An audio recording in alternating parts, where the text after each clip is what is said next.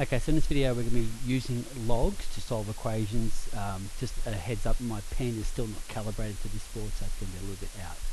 So what we're going to have is equations where the x is on that side, which is what you've been doing so far, or the x could be there, which you can do, or the x can be there. So in all different three positions. And then using logs to solve equations where the answer is not going to be a nice pretty number. Okay, so copy that and come across. Click. Okay, so just got to remember this form. If you have log AB equals C, that's the indice that sits on the base, and the answer is that number in that position there. So the answer to a log is an indice. The indice sits on the base A, and the answer is the B value. So that's what you have to remember. So come across and we'll have a look. Okay, so these are the ones you were doing previously.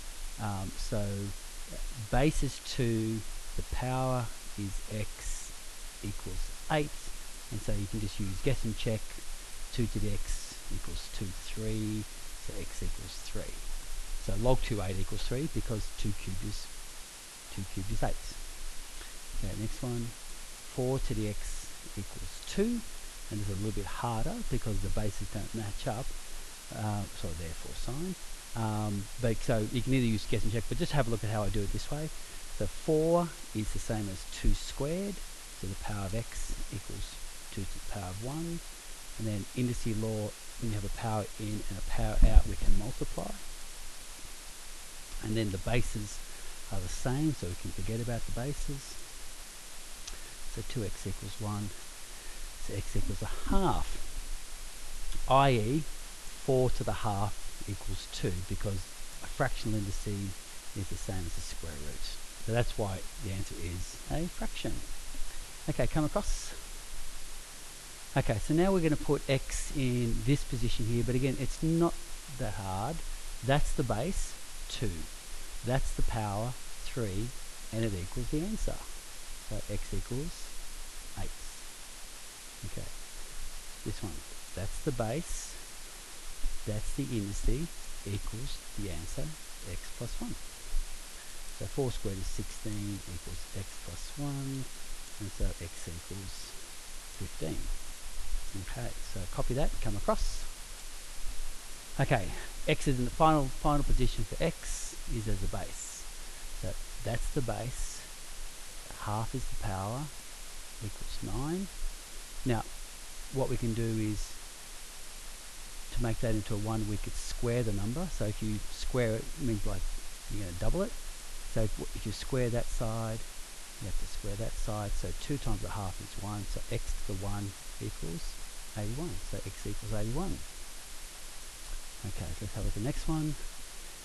X to the minus 3 equals the answer to 1 over 8. Now, 1 over 8 is the same as 1 over 2 cubed. And then 1 over 2 cubed equals 2 to the minus 3. Now the minus 3's match up, and so x must be 2. Okay, so here we had to match up the powers to make them equal to each other. So copy that and come across when you're ready. Okay, so here's a bit more of a complicated one, which is in the Year 10 textbook, that in the 5.3 textbook. So what we're going to do is, they're all base 2, so eventually the base 2 is going to disappear. So on the left hand side we've got an add, which means that when we're adding bases, adding logs, not adding bases, adding logs, we can multiply. So we've got log 2 4x equals log 2 20, and now we've got log 2's can cancel out, so we've got 4x equals 20, so x equals 5. Okay, the next one we've got log 2, and we've got 1, so we've got to think about, we need to turn this into a log 2. Okay, so on the left hand side we've got an add, which means we multiply, and on this side we've got the answer is 1, which would have to be log 2 of 2. Log 2 of 2 is 1. Then the logs can cancel out. So 5x equals 2, so x equals 2/5. Okay, so we had to turn 1 into log 2, and so log 2 equals 1. Okay, so copy that and come across. Okay, so last slide, yep, page 7. We're going to be using logs to solve ones where you don't have nice answers.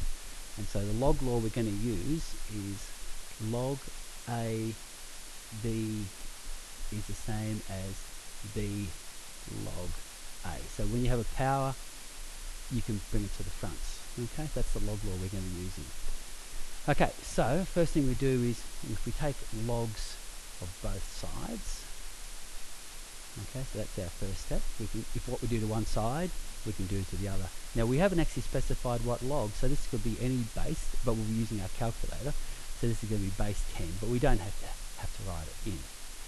Now that x is in that position there, so now that x can come out the front.